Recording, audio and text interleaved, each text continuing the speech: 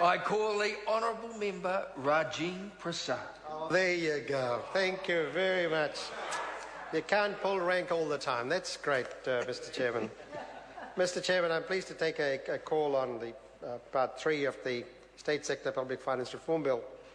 And I want to refer to a number of the provisions here, and I want to relate them to, or put them in the context of the independent Crown entities and the autonomous ones in the advocacy area, if you like, where human rights, privacy, Children's Commissioner and the Families Commissioner.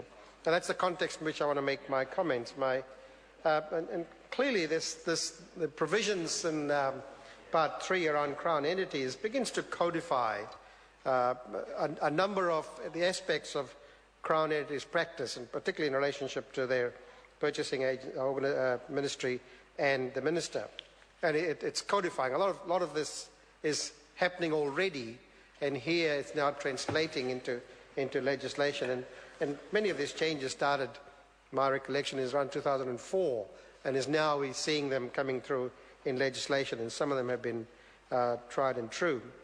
But I want to go along the same lines as my colleague Jacinda Ardern, who just sat down, and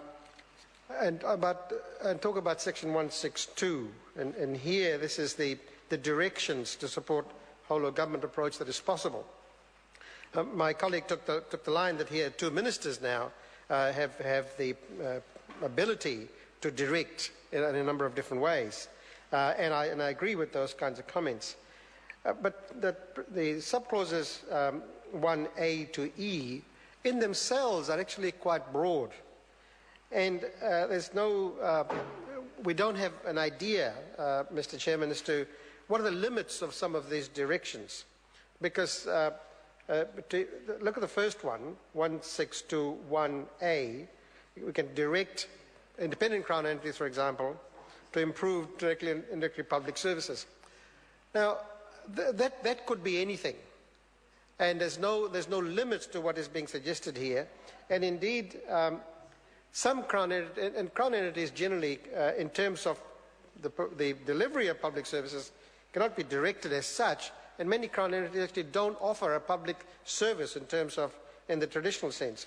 So I wondered what the limitations there were. But the second one, to secure economies or efficiencies, I mean, that also is so broad. So, is the minister, will the minister and the 2 ministers be able to take under this provision very specific directions on how an independent Crown entity might want to use its resources or structure itself? So I see some difficulties and some dangers here. And some of the others are so self-evident, and it's difficult to understand why they're being included here. To develop expertise and capability, it's self-evident that Crown entities will, and government departments and ministries, will develop expertise and capability. In fact, that's why they're appointed. But here is the ability to give another direction. Does the minister have some other ideas in mind about these directions? So, without any qualifications to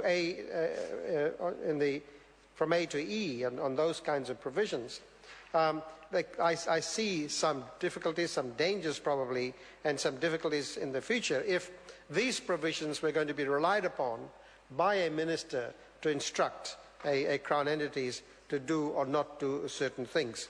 And therefore I see some difficulties in that particular area. Moving on, Mr. Chairman, to the provisions of Clause 164. And this is here we have again codified, Mr. Chairman, procedures for ministerial directions on government policy.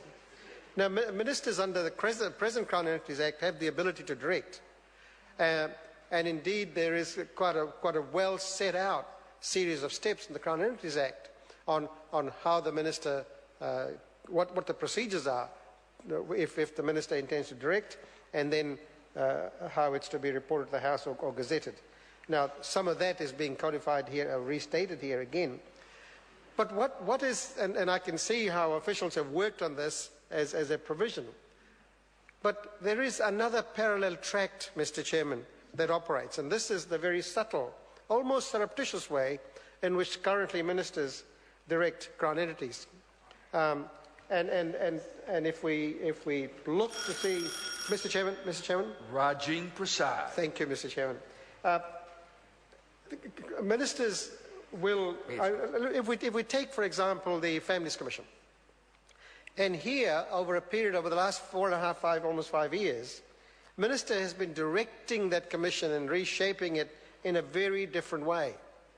And much of that is by way of direction, in quotes, and yet no provision, nothing's been gazetted about what those directions are. There is a bill before the House at the moment where all of that comes together, but the Minister has shaped it by the appointment of the Chief Commissioner. Minister has shaped it by the appointment of other commissioners, and putting the kind of commissioners that have been put in there is actually, in probably not so subtle ways, has begun to shape that particular Crown entity, and indeed others.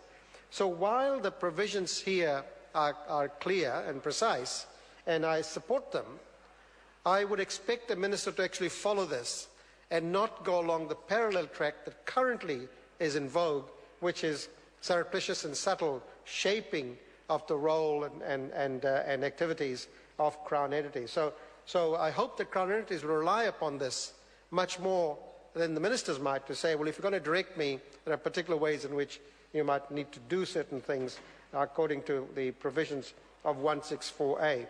And then 115 and subsequent clauses begins to talk about review of those directions. Well, quite interestingly, the Crown entities I've been talking about in the advocacy area, in the rights area, have rarely received a direction from the Minister, and the subtle ones have never been reviewed, and I know that for a fact. So what is the government contemplating here? What is being signalled here? How can you review something that you've, in a sense, rarely have ever used on these particular entities that I'm talking about? And then there is the under 115 3B, I think it is, where if there is to be a review, then it's an expectation here that there will be a consultation with key people outside. Well, I hope that the government intends to follow those, because in many of the changes they've made to Crown entities, particularly to the Families Commission, there has been no consultation with the stakeholders outside. And yet they have been restructured and reorientated in quite significant ways, and they will be a shadow of what they were before if the present bill before the House is passed. So both the codification of the opportunity to direct and the review of those directions and the time-limited nature of those directions are very good provisions, Mr. Chairman. But they are now here, they are now codified, and I encourage Crown entities to actually utilize them, and for ministers to utilize them, because I rather suspect that ministers and heads of Crown entities in the human rights area and the rights and advocacy area will find this a very, very useful and transparent process, which is what is being talked about here, rather than the underhand, secretive, almost surreptitious way in which some of those Crown entities have currently been shaped. I want to talk a little bit now about the provisions of 168 and 169 about office holders in Crown entities. And I'm glad to see this here, particularly 168, because it was just a month or two ago when the Social Service Select Committee was doing the financial review for the Privacy Commissioner, for the Retirement Commissioner.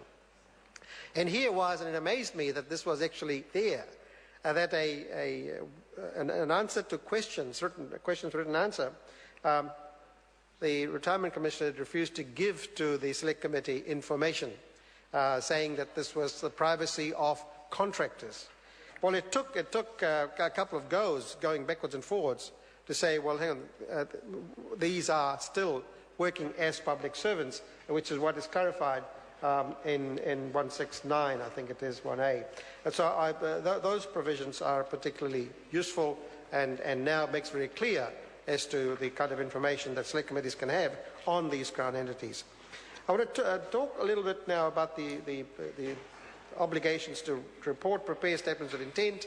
Now, again, Mr. Chairman, this is simply... Thank you, Mr. Chairman. I call the Honourable Philip Goff.